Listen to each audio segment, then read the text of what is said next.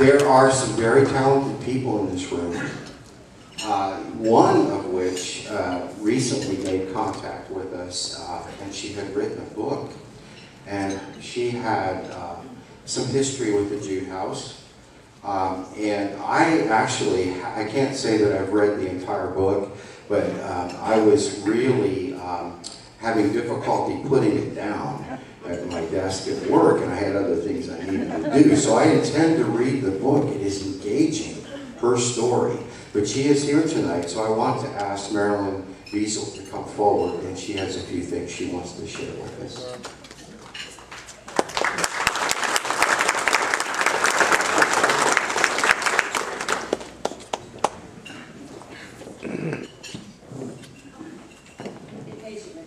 This is my first time speaking in public. Please smile, cheer me on, please help me out. Because of God's mercy, I'm standing here. Because of God's grace, He convinced Miss Bell that I might have something interesting to tell you all. Well, she's also letting me, I left him, but he never left me. She's allowing us to do a book signing after this. And if anybody wants to buy one, we're getting 20% to the Jude House tonight for every book that's sold. Also, the more books we sell, the more books we can donate to other rehabs, other women's shelters, whoever will accept them. We're sending them out. We also do sponsor a book. If anybody wants to sponsor a book and send anonymously to someone, whatever they like to do, we will do it. But before I start, may I please say a short prayer? Come here a little bit. Dear Heavenly Father, I thank you, Lord, and I ask that you use me right now where I'm standing, that your will, Father, be done with me here on earth as your will is done in heaven. Amen. I have a question for you. Why did that bad thing happen to that good person? That's the wrong question to ask. The right question to ask is, why didn't it happen to me yet? The answer to that question is, because of God's mercy. That's why. His mercies kept us alive this long. Why do bad things happen to good people? Because good people can make bad decisions.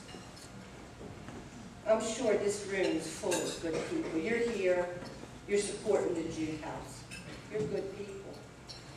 Some of us good people have made bad choices. With drinking the first time, taking drugs the first time. I remember the very first time, sir, you probably read it. I remember the very first time I took my drink. I was 16. It was Boone's Farm wine cooler.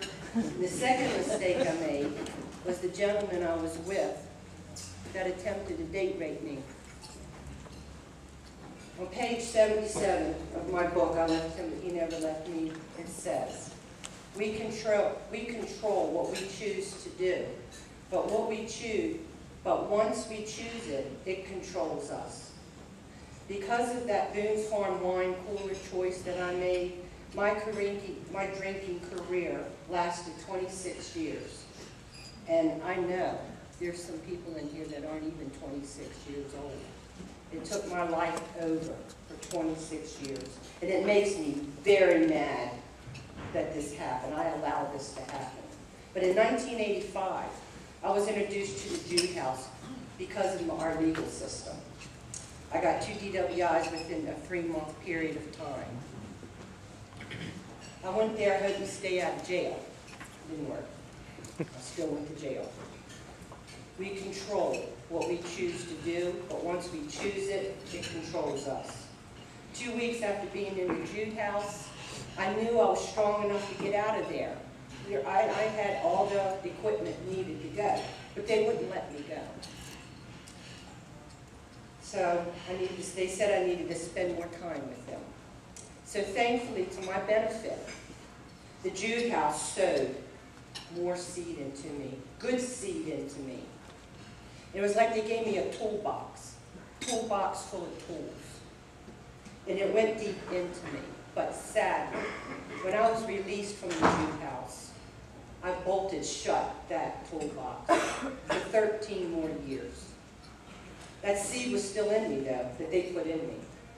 I continued drinking, and I held on to that pet demon of alcohol. I wouldn't allow anybody. I just held on to it like it was my baby. It was my life. Nobody could have it. It belonged to me. I owned it.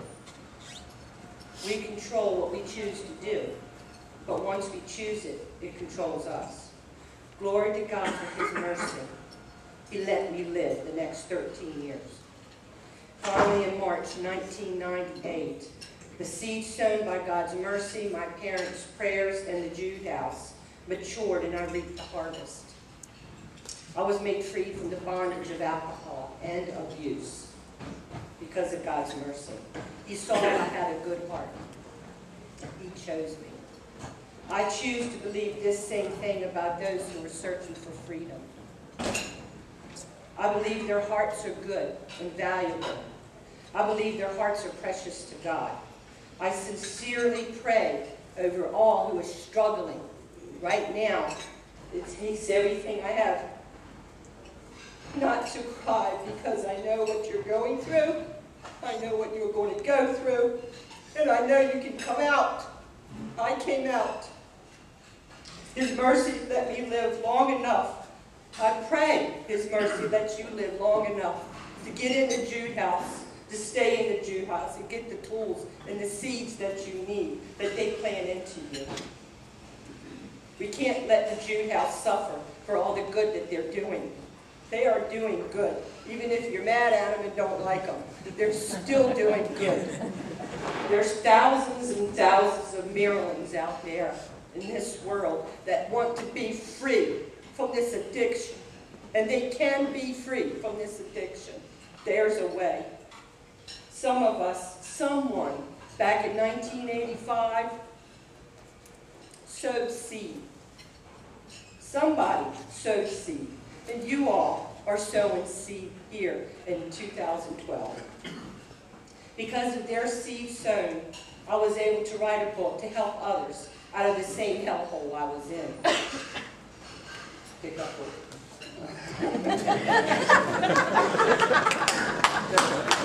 Write it all down. I'm not a minister. He told me how to do all this. This book is about choices and consequences from those choices. It's also about, it'll also lead the reader to freedom. You will find freedom in this book if you want it. But this book's not for everybody. This book is for young people who are stepping out into the world right now that don't know what's out there. They think that they're ready for this world, but it's a mean, dangerous world out there for your young children. They need this book.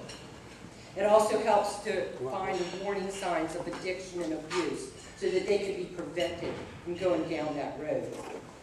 It's also for those that are held captive by addiction and abuse. This book's full of hope because there is a way out. And in closing, the Lord says in Deuteronomy 30:19, "Today I've given you a choice between life and death, between blessing and curses. Now I call on heaven and earth to witness the choice you make." God says right here, He's given us a choice, and He loves us so much, and He loves every single one of you too. If He loves me, He loves you. He's not a respecter of persons or a respecter of what you've done. He doesn't care. You read this book, you'll understand.